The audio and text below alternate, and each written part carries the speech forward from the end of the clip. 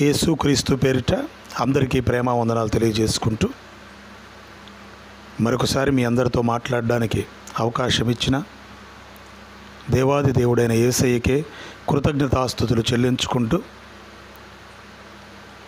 ప్రియ సహోదరులారా, ఈ సమయంలో పరిశుద్ధ గ్రంథంలో నుంచి ఒక చిన్న వాక్య భాగం ద్వారా మీ అందరితో మాట్లాడడానికి ఇష్టపడుతున్నాను. పరిశుద్ధ గ్రంథంలో నుంచి యాకోబు రాసిన పత్రిక 3వ అధ్యాయము 1వ వచనాన్ని మనందరము చదువుకుందాం. యాకోబు రాసిన పత్రిక 3వ అధ్యాయము 1వ వచనాన్ని మనమందరం చదువుకుందాం. నా సహోదరులారా, బోధకులమైన మనము మరి కఠినమైన తీర్పు పొందుదుమని తెలుసుకొని మీలో అనేకులు బోధకులు కాకుండుడి. మరొకసారి చదువుకుందాం. నా సహోదరులారా, బోధకులమైన మనము మరి కఠినమైన తీర్పు పొందుదుమని తెలుసుకొని మీలో అనేకులు బోధకులు కాకుండుడి. ప్రియ సహోదరులారా, ఈ యొక్క వాక్య భాగమును మనందరి వినికిడిలో దేవుడు దీవించునుగాక. చిన్న ప్రార్థన చేసుకుని ముందుకు వెళదాం. ప్రేమ స్వరూపి యేసయ్య, ఈ సమయంలో మా అందరితో మీరు మాట్లాడుతున్నందుకు కృతజ్ఞతలు నాయనా. అల్పుడను నీ దాసుడైన నన్ను నీ సిలువ చాటును మరుగుపరిచి మీరే మా అందరితో మాట్లాడండి. వినగలిగిన మనస్సును, ఆత్మ సంబంధమైన చెవులను, మనోనేత్రాలను వెలిగించి ప్రభువా మీ వాక్యమును గ్రహించే శక్తిని దయచేయమని, మీ వాక్యమును ప్రతి ఒక్కరి హృదయంలో ముద్రించి నూరంతలుగా ఫలింపజేసి మిమ్మల్ని వెంబడించులాగున కార్యము జరిగించమని, మీరే మాట్లాడి మహిమ తెచ్చుకోమని యేసు నామములో అడుగుచున్నాము తండ్రి, ఆమేన్. ప్రియ సహోదరులారా, ఇక్కడ భక్తుడైన యాకోబు పరిశుద్ధాత్మ ద్వారా ఈ విధంగా రాయడం జరిగింది. ఏమంటున్నారంటే, నా సహోదరులారా, బోధకులమైన మనము మరి కఠినమైన తీర్పు పొందుదామని తెలుసుకొని మీలో అనేకులు బోధకులు కాకుండుడి. ఈ వాక్యంలో మనం బాగా పరిశీలించినట్లయితే చాలా రకరకాలైన ఆలోచనలు ఈ వాక్యం ద్వారా కలుగుతూ ఉంటాయి. కొంతమంది కొన్ని రకాలుగా ఆలోచన, బోధకులు కాకూడదు, చూడండి వాక్యం ఇలా చెప్తుంది చూసారా, అనేకమైనటువంటి ఆలోచనలు కలుగుతూ ఉంటాయి. అయితే పరిశుద్ధాత్మ ప్రేరేపణ ద్వారా మీ అందరితో ఒక విషయాన్ని పంచుకోవడానికి నేను ఇష్టపడుతున్నాను. ప్రియ సహోదరులారా, ఇక్కడ యాకోబు గారు బోధకులు కాకుండుడి అని చెబుతున్నారా, లేకపోతే కఠినమైన తీర్పు తెచ్చుకునే విధంగా బోధ చేసి తీర్పులోకి వెళ్ళిపోయే పరిస్థితి ఉంది కనుక కాబట్టి బోధకులు కామాకండి, బోధకులుగా ఉండాలంటే ఎలా ఉండాలి, తీర్పులోకి పోయే విధంగా మాత్రం ఉండకూడదు, కాబట్టి జాగ్రత్త అని హెచ్చరిస్తున్నారా అనేది మనం ఒకసారి గమనించినట్లయితే ఈ వాక్యానికి అనుసంధానమైనటువంటి ఇంకొక వాక్య భాగాన్ని మనం చదువుకుందాం. హెబ్రీలకు రాసిన పత్రిక 5వ అధ్యాయము 12వ వచనాన్ని మనం గమనించినట్లయితే భక్తుడైన పౌలు గారు ఈ విధంగా వివరిస్తున్నారు. 5వ అధ్యాయము 12వ వచనం, హెబ్రీలకు రాసిన పత్రిక. కాలమును బట్టి చూచితే మీరు బోధకులుగా ఉండవలసిన వారై ఉండగా దేవోక్తులలో మొదటి మూలపాఠములను ఒకడు మీకు మరలా బోధింపవలసి వచ్చెను. ఇక్కడ పౌలు గారు అంటున్నారు, అయ్యా మీరందరూ కూడా బోధకులు కావలసిన వారై ఉన్నారు. కాలమును బట్టి చూస్తే మీరందరూ బోధకులు కావలసిన వారే. కానీ మొదటి మూలపాఠములను మరలా ఒకడు మీకు బోధింపవలసి వస్తుంది. కాబట్టి మీరు పాలు తాగవలసిన పసిపిల్లల వలె ఉన్నారు. మీకు బలమైన ఆహారం తగదు. ఇంకా మీరు ఆత్మీయతలో పెద్దవారిగా వ్యవహరించే పరిస్థితులు లేరు అని బోధకులుగా కావలసిన వారై ఉన్నారు. కానీ మూలపాఠములు మరలా మీకు ఒకడు బోధించవలసి వచ్చును. ఏమిటి ఈ మొదటి మూలపాఠములు? ఒకసారి మనము అదే పత్రికలో, హెబ్రీయులకు రాసిన పత్రికలో కింద అధ్యాయం 6వ అధ్యాయాన్ని మనం గమనించినట్లయితే 1వ వచనం నుంచి మనం చదువుకుందాం. కాబట్టి నిర్జీవ క్రియలను విడిచి మారు మనస్సు పొందుటయు, దేవుని యందలి విశ్వాసమును, బాప్తిస్మములను గూర్చిన బోధయు, హస్త నిక్షేపమును, మృతుల పునరుద్ధానమును, నిత్యమైన తీర్పును అను పునాది మరల వెయ్యక క్రీస్తును గూర్చిన మూలోపదేశమును మాని సంపూర్ణుల మగుటకు సాగిపోదుము. ప్రియ సహోదరులారా, ఏమిటి మూలపాఠములు? బోధకులుగా కొనసాగాలనుకున్న వ్యక్తులు పిలుపును బట్టి ఏ స్థితిలో పిలువబడ్డామో ఆ స్థితిలో పిలుపును బట్టి బోధకులుగా ఉండవలసిన సందర్భంలో మరలా ఇంకొకరు చెప్పే స్థితిలో ఉండకూడదని ఇక్కడ వివరిస్తున్నారు. మారు మనసుకు తగిన క్రియలు లేవని, బాప్తిస్మము పొందిన తర్వాత బాప్తిస్మమునకు తగిన జీవితం లేదని, రక్షణను కొనసాగించే విధంగా బ్రతకట్లేదని, ఇలా లోపాలు ఎత్తి చూపించి వేలు పెట్టి చూపించే పరిస్థితిలో బోధకులు ఉండకూడదు. ఈ విధంగా మరలా ఇంకొకరి చేత బోధించుకునే అంటే చెప్పించుకునే స్థితిలో బోధకుడు ఉండకూడదు. వీటన్నిటిని దాటుకొని వచ్చి మారు మనసుకు తగినటువంటి ఫలములు ఫలిస్తూ బాప్తిస్మము పొందిన తర్వాత లోకానికి వేరై క్రీస్తుకు నచ్చిన విధంగా బ్రతుకుతూ దేవుడిచ్చిన రక్షణను కొనసాగించుచు ఇక ముందుకు సాగిపోవడమే ముఖ్యమైన విధిగా పెట్టుకొని వెళ్ళాల్సిన సమయంలో మరలా ఇంకొకరు వేలెత్తి చూపించే పరిస్థితిని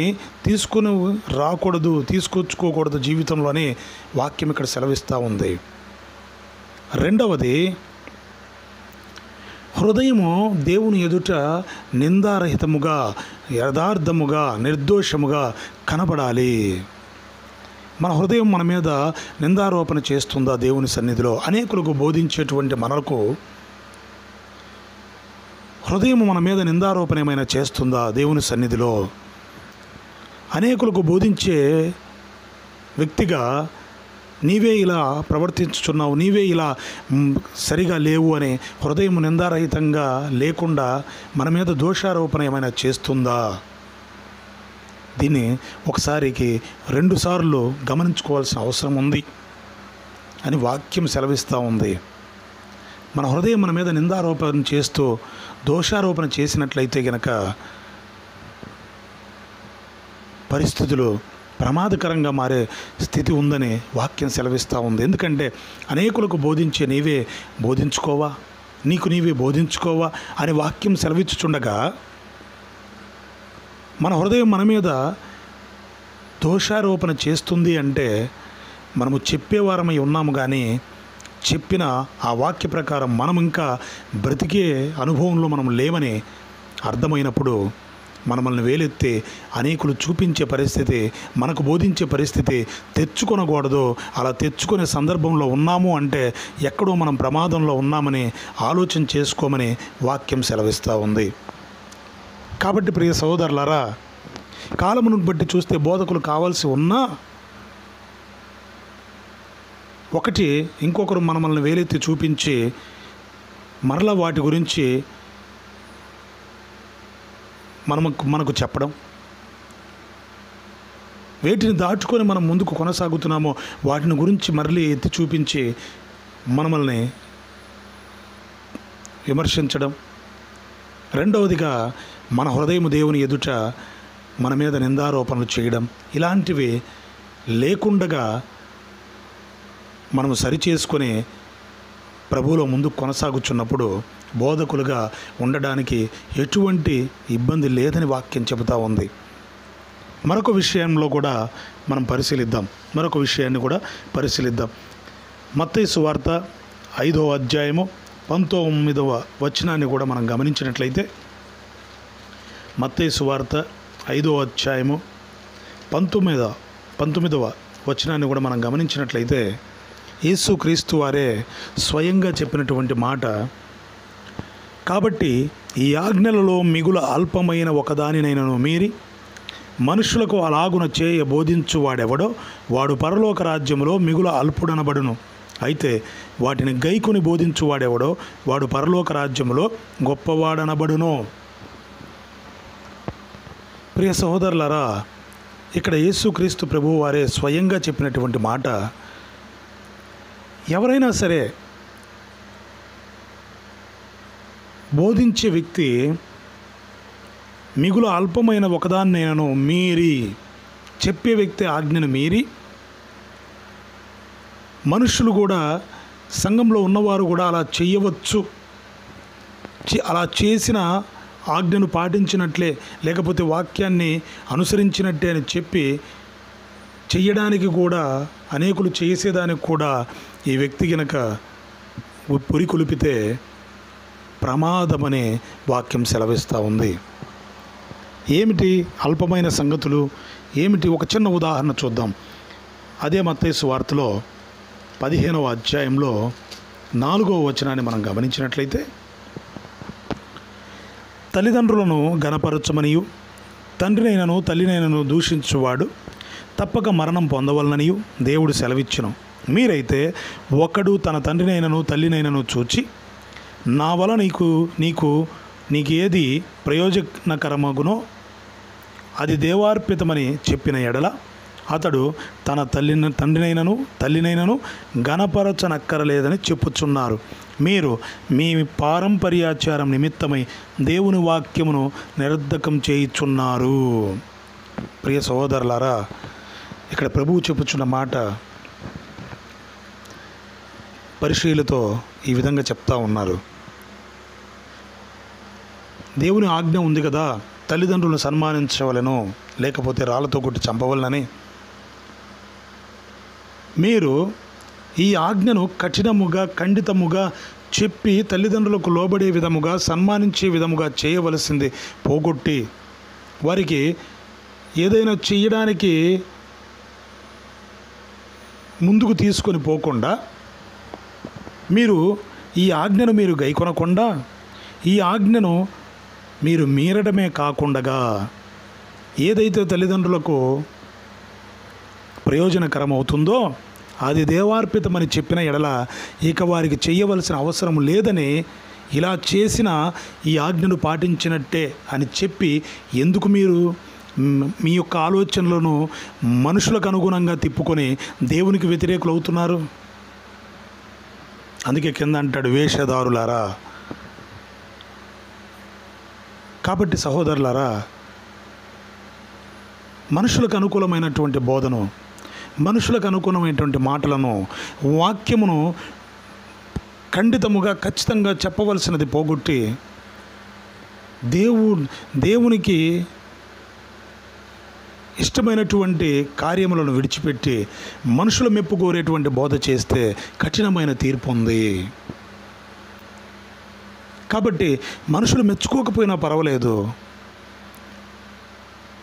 మనుషులు నొచ్చుకున్నా పర్లేదు, కానీ దేవుడు మనల్ని మెచ్చుకునే విధంగా ఏదైతే దేవుడు తన వాక్యము ద్వారా తన ప్రజలకు చెప్పమని బోధకుడిని నియమించి కాపరిని నియమించాడో ఆ విషయాలను చెప్పకపోతే ఎంతో ప్రమాదమని వాక్యం హెచ్చరిస్తుంది.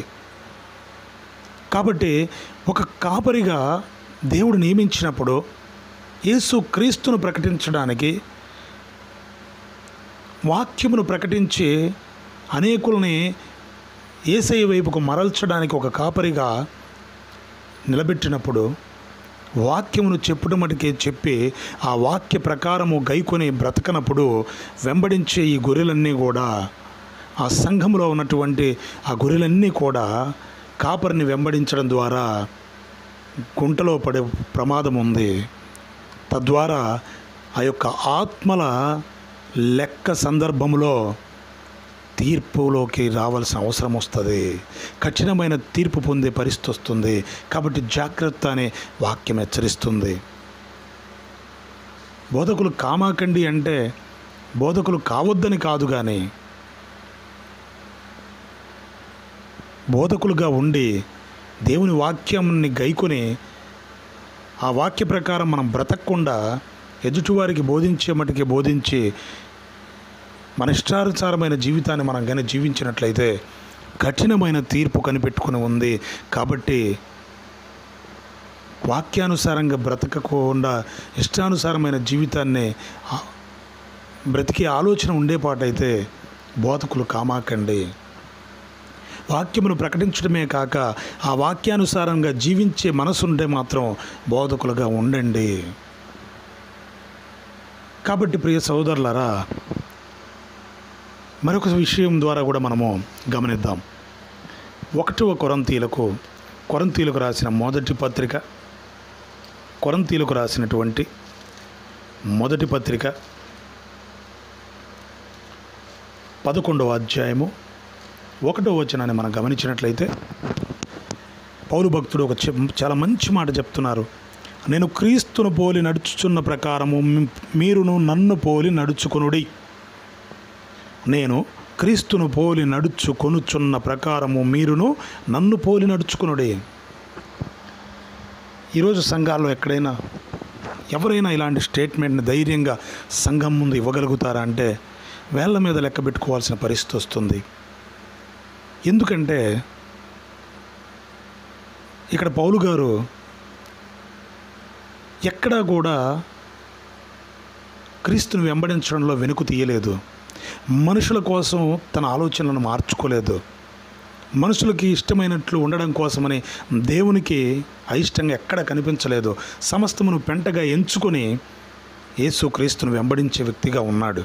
క్రీస్తును ధరించుకున్నాడు. ఆయన పొందిన ఎన్నో శ్రమలలో ఈయన కూడా ఒక పాలివాడుగా ముందు కొనసాగుతూ ఇంత గొప్పగా ఖచ్చితంగా చెప్పగలుగుతున్నాడు. నేను క్రీస్తును పోలి నడుచుకున్న ప్రకారం మీరు నన్ను పోలి నడుచుకోండి. నేను క్రీస్తును ధరించుకొని ఉన్నాను కాబట్టి నాలో నేను క్రీస్తును సంపూర్ణంగా నింపుకొని ఉన్నాను. కాబట్టి మీరు నన్ను పోలి నడుచుకోవడము అంటే క్రీస్తును వెంబడించినట్లే. ఇంత ధైర్యంగా స్టేట్మెంట్ ఇవ్వగలిగేటట్టు బోధకుడు మారాలి. పౌలు గారు ఏదో ఆ రోజు ఉండేటువంటి సంఘంలో ఉన్నవారికి చెప్పడానికి కాదండి ఈ మాట చెప్పింది. ఆ రోజు ఉన్నటువంటి తిమోతి లాంటి తన వెనకున్న తన సేవకుల కోసము తనతో ఉన్నటువంటి సేవకులకు చెప్పడానికి మాత్రమే కాదు. పరిశుద్ధాత్మదేవుడు అవన్నీ కూడా మనము నడుచుకోవాలనే మనతో మాట్లాడుతున్న సంగతులు ఇవన్నీ. కాబట్టి అప్పుడెప్పుడు ఆదిమ సంఘంలో వాళ్ళకు చెప్పడానికి ఈ విధంగా చెప్పారు అని చాలా సందర్భంలో చాలా వాక్యాలను ఉపయోగించుకుంటూ ఉంటారు. కాదు, ఖచ్చితంగా మనము కూడా మనతో అవన్నీ చెప్పబడ్డాయి, వారితో చెప్పబడినట్టుగానే మనకు చెప్పబడ్డాయి. మనము క్రీస్తును అనుసరించడానికే మనకు కూడా అవన్నీ కూడా బుద్ధి చెప్పడానికి ఉన్నాయని గమనించినప్పుడు మాత్రమే మనం తొట్టిల్లకుండా ఆయన వాక్య ప్రకారం మనం బ్రతకగలుగుతాం. కాబట్టి ప్రియ సహోదరులారా, రెండవదిగా బోధకులు ఏ విధంగా ఉండాలి అంటే క్రీస్తును పోలి నడుచుకుంటూ నన్ను పోలి నడుచుకోండి అని చెప్పేంత ధైర్యము కలిగిన మనస్సాక్షిని కలిగి జీవిస్తే ఖచ్చితముగా దేవుడి ఎదుట మెప్పు పొందే అవకాశం ఉంది. కాబట్టి వెంబడించే మరి ఆ యొక్క సంఘంలో ఉన్నటువంటి గొర్రెలకి మనం మాదిరికరముగా క్రీస్తును పోలి నడుచుకుంటూ వాక్యానుసారమైన జీవితంలో జీవించుచు చెప్పడమే కాకుండా ఆ వాక్యమును గైకొని బ్రతుకులో కూడా క్రీస్తును చూపించు వెళ్ళినప్పుడు మాత్రమే రేపు మన పని దేవుని ఎదుట పరీక్షకు నిలబడుతుంది. నిత్య జీవంలోకి అవకాశం ఉంటుంది. కాబట్టి మరొక విషయాన్ని కూడా మనం పరిశీలించుకున్నట్లయితే పేతురు రాసిన మొదటి పత్రిక పేతురు రాసినటువంటి మొదటి పత్రికలో 5వ అధ్యాయంలో మనం గమనించినట్లయితే 1వ వచనం నుంచి చదువుకుందాం. తోటి పెద్దను, క్రీస్తు శ్రమలను గూర్చిన సాక్షిని, బయలుపరచబోడు ఓ మహిమలో పాలివాడునైన నేను మీలోని పెద్దలను హెచ్చరించుచున్నాను. బలిమి చేత కాక, దేవుని చిత్త ప్రకారం ఇష్టపూర్వకముగాను, దుర్లాపేక్షతో కాక, సిద్ధ మనసుతోను మీ మధ్యనున్న దేవుని మందను పై విచారణ చేయుచు దాన్ని కాయుడి. మీకు అప్పగింపబడిన వారిపైన ప్రభువునైనట్టుండక మందకు మాదిరులుగా ఉండండి.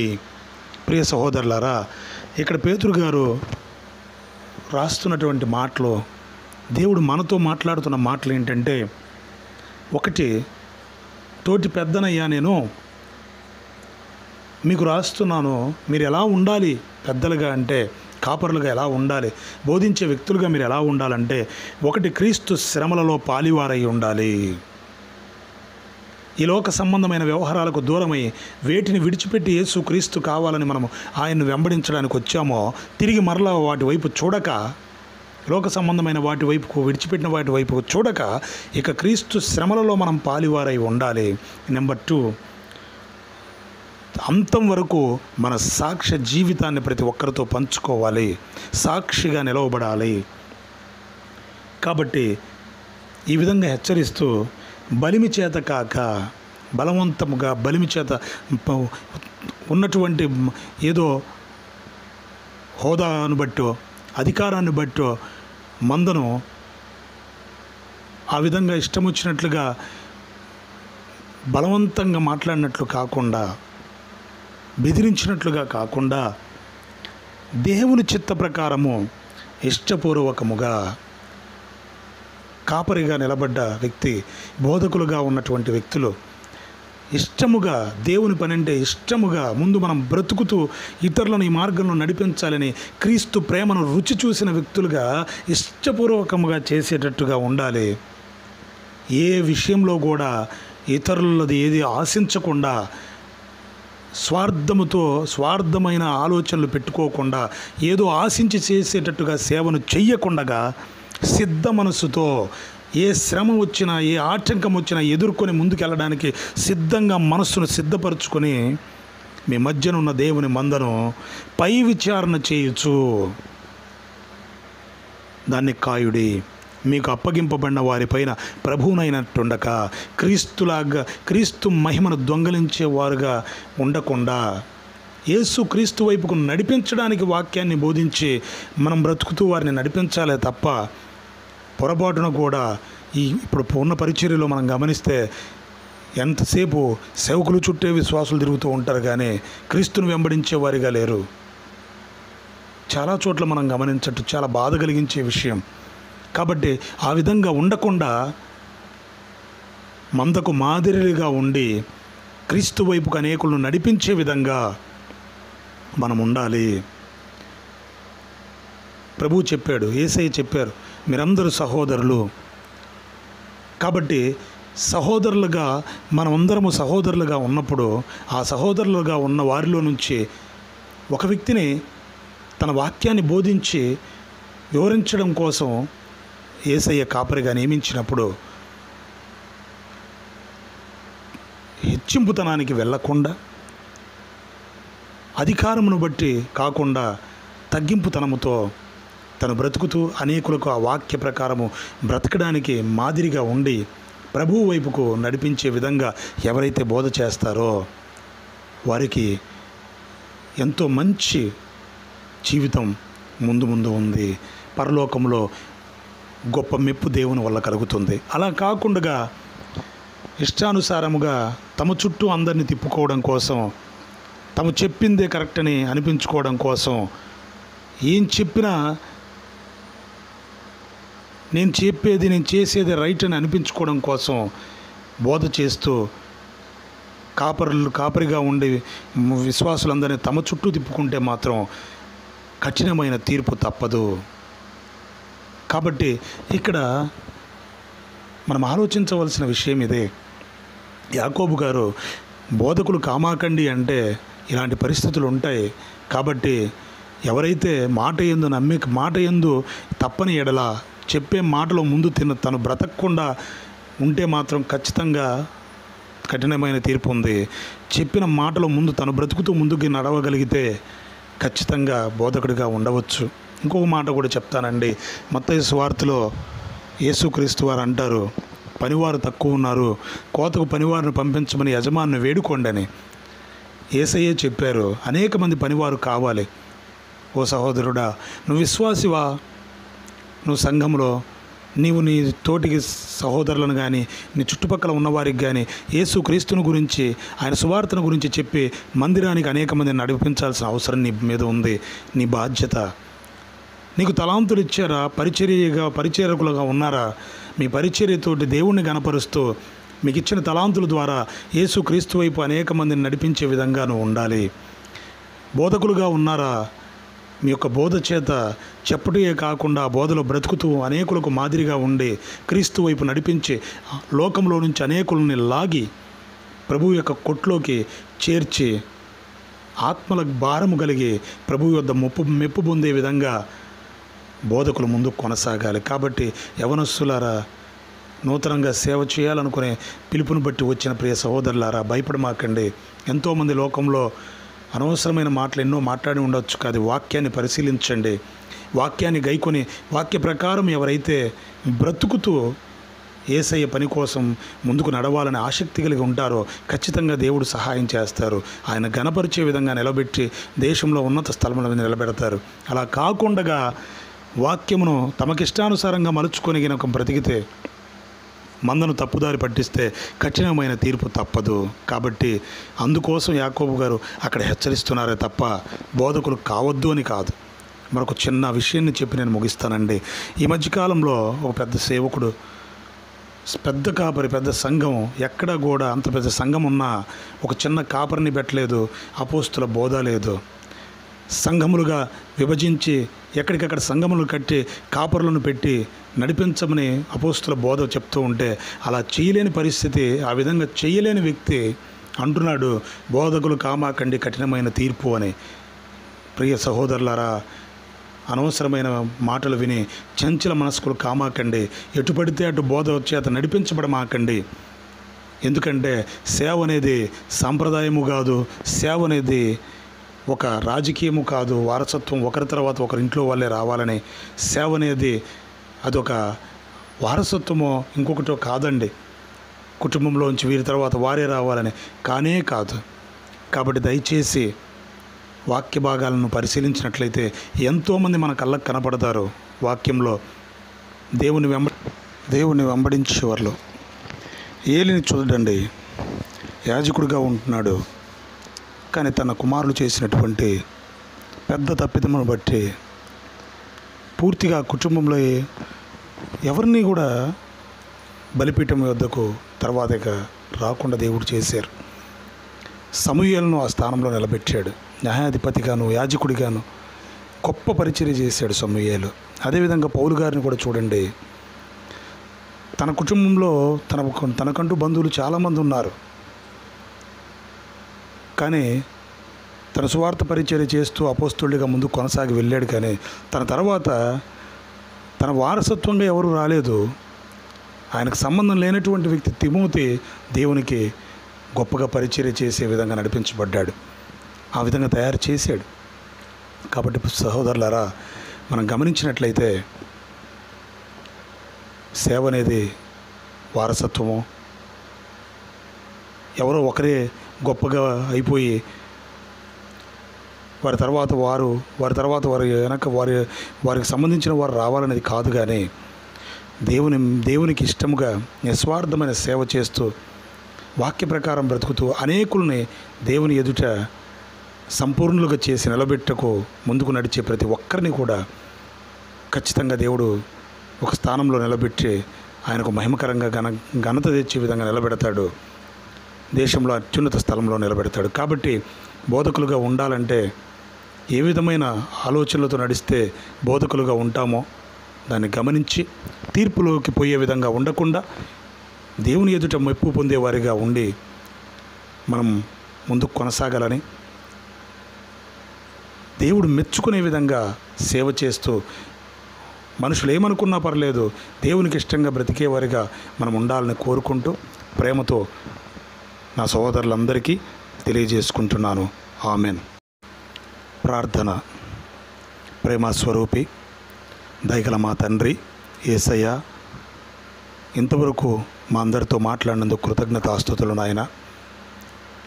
బోధకులుగా ఉండాలంటే ఏ విధమైన అర్హతలు ఉండాలో, ఏ విధముగా నడుచుకోవాలో, కఠినమైన తీర్పులోనికి వెళ్ళకుండా నీ యొక్క మెప్పును కోరి పరలోకంలో నీతో పాటు యుగయుగములో నిత్య జీవితంలో ఉండాలంటే, అనేకులను సంపూర్ణులు చేసి నీ ఎదుట నిలబెట్టాలంటే, అనేకుల ఎదుట నీ వద్ద నుంచి